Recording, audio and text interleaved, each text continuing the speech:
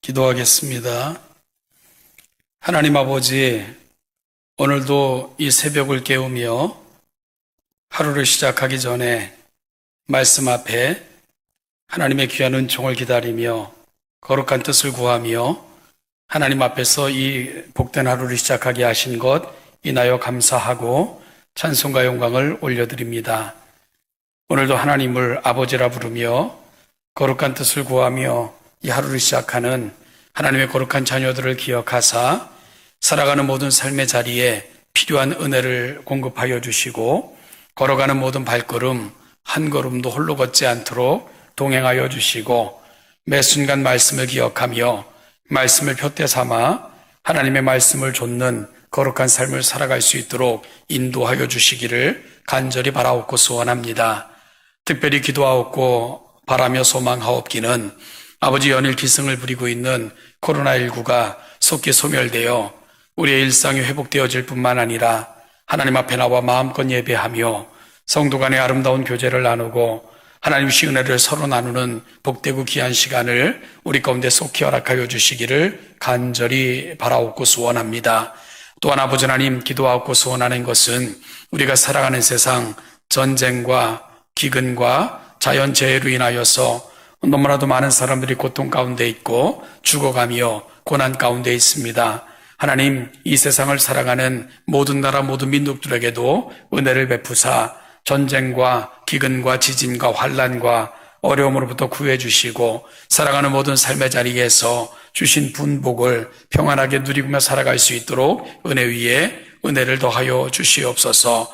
또한 아버지 하나님, 교회들을 지키시고 보존하사 이 어려운 시대에 좋은 사마리아인과 같은 귀한 역사를 감당하게 하심으로 아버지 환난과 고난 가운데 있는 우리 사랑하는 이웃들을 가슴에 품고 기도하는 가운데 위로하며 하나님의 역사를 경험하는 일에 우리가 힘써 하나님의 거룩한 도구가 될 수 있는 복된 교회들이 되게 하여 주옵소서. 무더위가 기승을 부리는 가운데 있습니다. 우리 사랑하는 동천에 속해 있는 모든 지체들을 보호하시되 특별히 나이든 어르신들 건강한 일상이 될 수 있도록 도와주시고 여러 가지 곤고한 가운데 하나님을 향하여 거룩한 소망과 또한 귀한 갈망을 안고 기도하는 심령들마다 하나님의 은혜를 이 땅에서도 누리며 주님 앞에 서는 그날까지 평안히 누리고 살아가는 우리 어른들이 되게 하여 주옵소서. 또한 무더위 가운데 어려운 가운데 진행되는 교회 모든 행사들 가운데도 함께하사 모든 시간이 하나님을 더욱더 가까이 느끼며 하나님께로 더욱더 가까이 나아가는 복된 시간들이 되도록 그리 사용하여 주시옵소서. 오늘도 말씀을 듣길 원합니다. 전하는 자나 듣는 자 모두에게 동일한 은혜를 주사 우리가 함께 한 가족됨과 하나님의 자녀됨을 우리가 살아가는 삶의 자리에서 들은 말씀을 표대로 삼고 살아가는 우리 모두가 되게 하여 주옵소서. 감사드리며 예수님의 이름으로 기도하옵나이다. 아멘. 하나님의 말씀은 예레미야 39장입니다. 예레미야 39장 1절 말씀부터 18절 마지막 말씀까지를 제가 교독하겠습니다. 유다의 시드기야 왕의 제9년 10째 달에 바벨론의 느부갓네살 왕과 그의 모든 군대가 와서 예루살렘을 에워싸고 치더니 시드기야의 제11년 넷째 달 9째 날에 성이 함락되니라. 예루살렘이 함락되매 바벨론의 왕의 모든 고관이 나타나 중문에 앉으니 곧 네르갈라셀과 삼갈레부와 내시장 살스기민이 네르갈사레셀은 궁중장관이며 바벨론의 왕의 나머지 고관들도 있더라. 유다의 시드기야 왕과 모든 군사가 그들을 보고 도망하되 밤에 왕의 동산길을 따다 두담셋길을 통하여 성문을 벗어나서 아라바로 갔더니 갈대인의 군대가 그들을 따라 여리고 평원에서 시드기야에게 미쳐 그를 잡아서 데리고 하맛 땅 림나에 있는 바벨론의 느부갓네살 왕에게로 올라가매 왕이 그를 신문하였더라.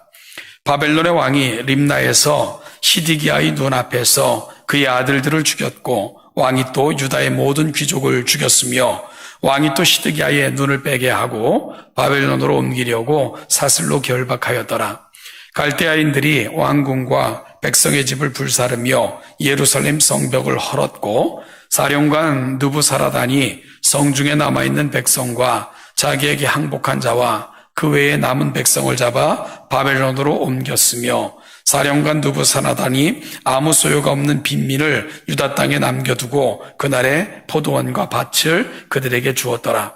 바벨론의 느부갓네살 왕이 예레미야에 대하여 사령관 느부사라단에게 명령하여 이르되, 그를 데려다가 선대하고 해하지 말며 그가 내게 말하는 대로 행하라.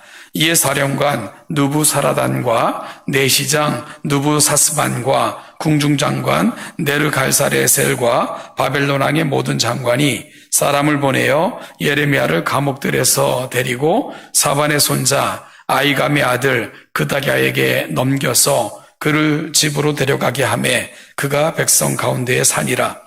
예레미야가 감옥들에 갇혔을 때에 여호와의 말씀이 그에게 임하니라. 이르시되, 너는 가서 구스인 에벳 멜렉에게 말하기를, 만군의 여호와 이스라엘의 하나님의 말씀에 내가 이 성에 재난을 내리고 복을 내리지 아니하리라 한 나의 말이 그날에 내 눈앞에 이루리라.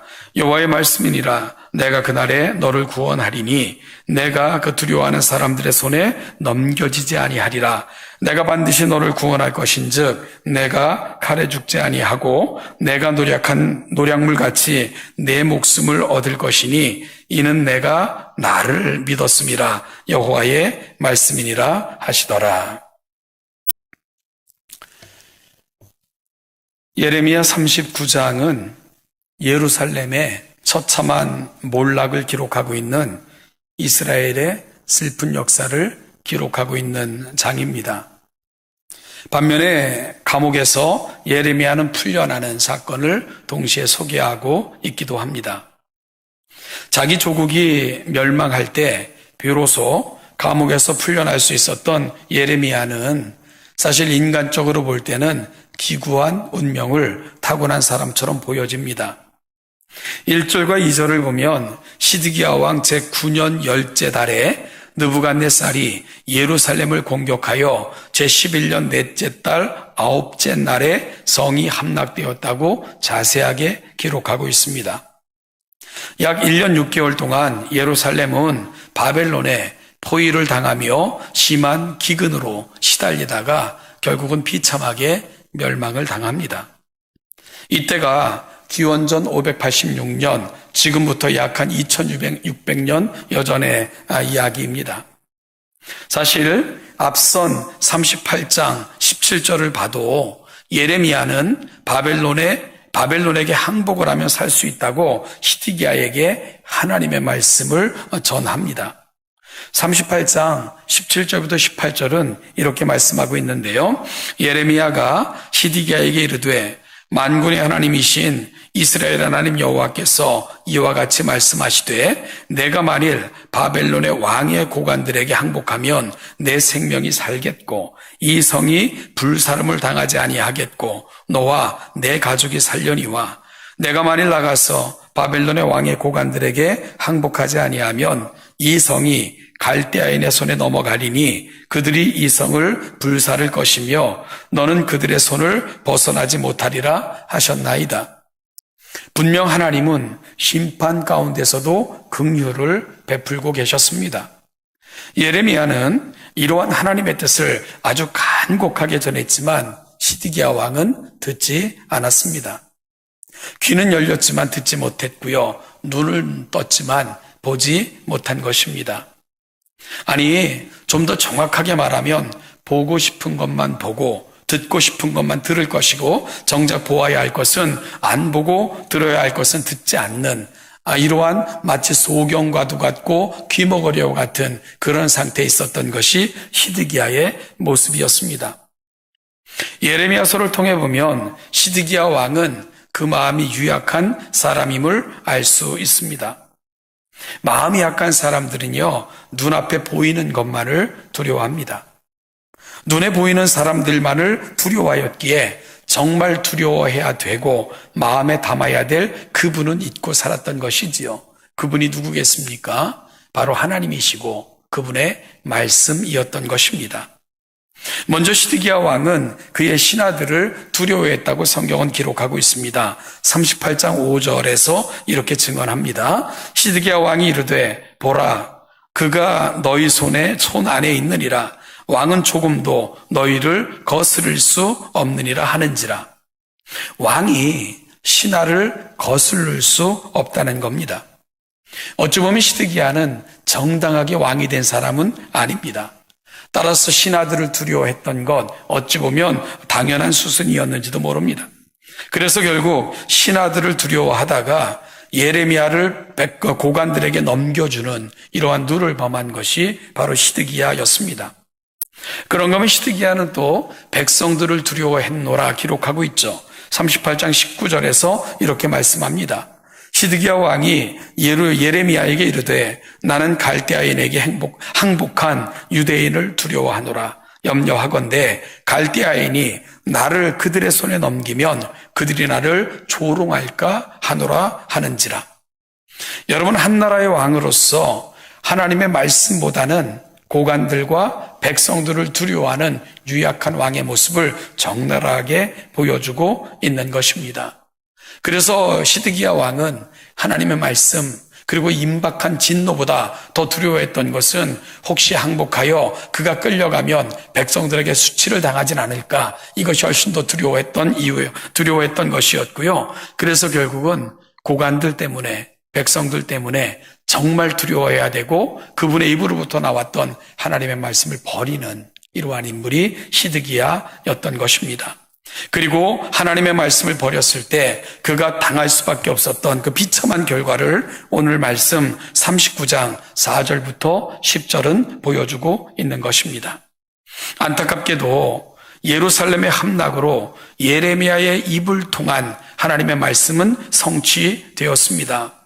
예레미야가 참 선지자였다는 것을 예레미야의 입의 말씀을 성취케 하심으로 하나님은 증명해 주신 것입니다. 마태복음 10장 28절을 보면 몸은 죽여도 영혼은 능히 죽이지 못하는 자들을 두려워하지 말고 오직 몸과 영혼을 능히 지옥에 멸할 수 있는 일을 두려워하라 라고 주님은 말씀하셨습니다.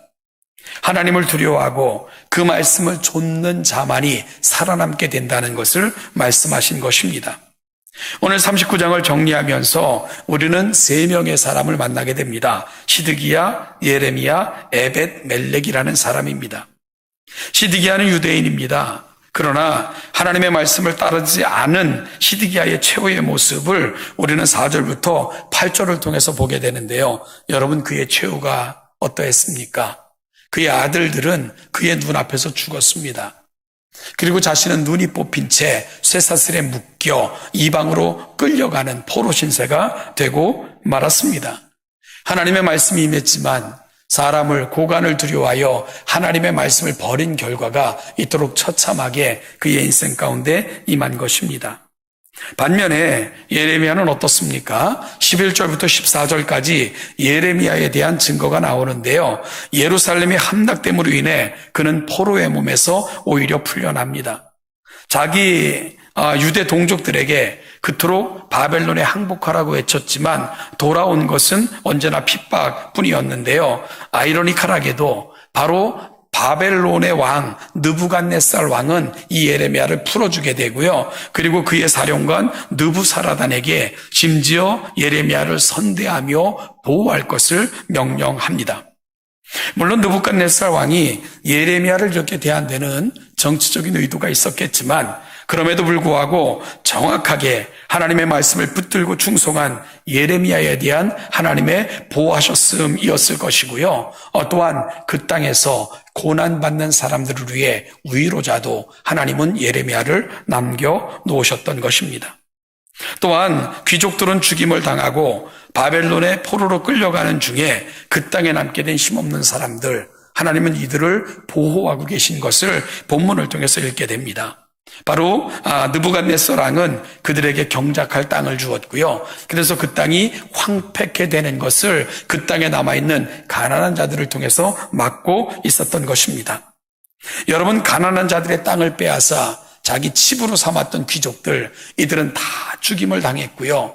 그들이 그토록 탐욕스럽게 노렸던 땅들에 거할 수도 없었고, 그들의 재산을 놓은 채 죽임을 당하거나 포로로 끌려갈 수밖에 없었습니다. 그러나 그들을 통해 모든 것을 빼앗겼던 사람들, 하나님은 다시 찾게 만들었고, 그러므로 말미암아 이들이 후에는 그들이, 이스라엘 백성들이 다시 그 땅에 돌아왔을 때 그 땅을 재건하는 기초 그루터기와 같은 역할을 하게 되는 것, 역사가 갖고 있는 아이러니컬한 것이고요.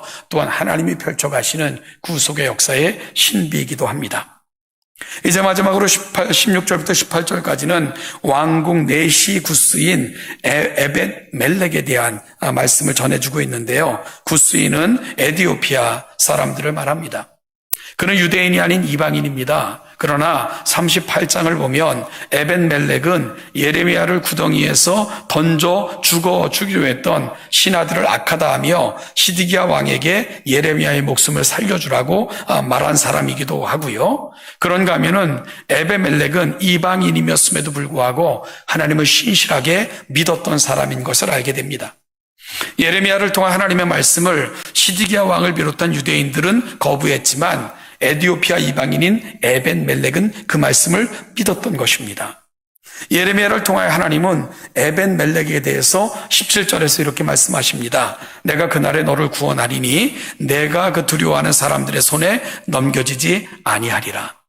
여러분, 결국 예레미야를 통해서 에벳 멜렉을 보호하고 계신, 그리고 그 말씀을 전달하고 계신 하나님을 우리가 만나게 되는 것입니다.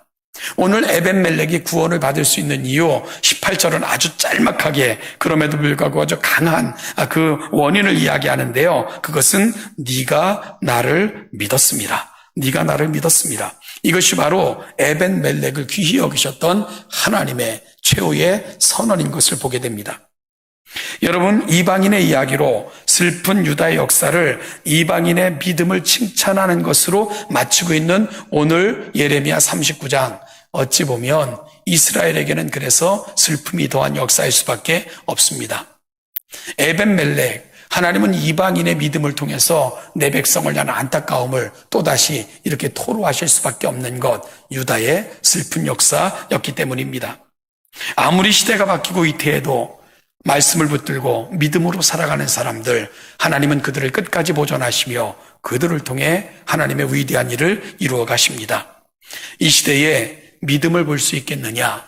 어찌 보면 주님은 우리에게도 그렇게 묻고 계신다 생각해 봅니다. 사랑하는 여러분, 이 어려운 시대에 예레미야와 에벳 멜렉처럼 믿음 안에서 말씀을 붙들고 그분이시기에 이루실 역사를 기대하며 믿음 안에 굳게 서시는 우리 동천의 모든 성도들 되시기를 주님의 이름으로 축복합니다. 오늘도 살아가는 모든 삶의 자리마다 하나님의 은총과 은혜가 여러분과 함께 하시기를 축복하며 기원합니다.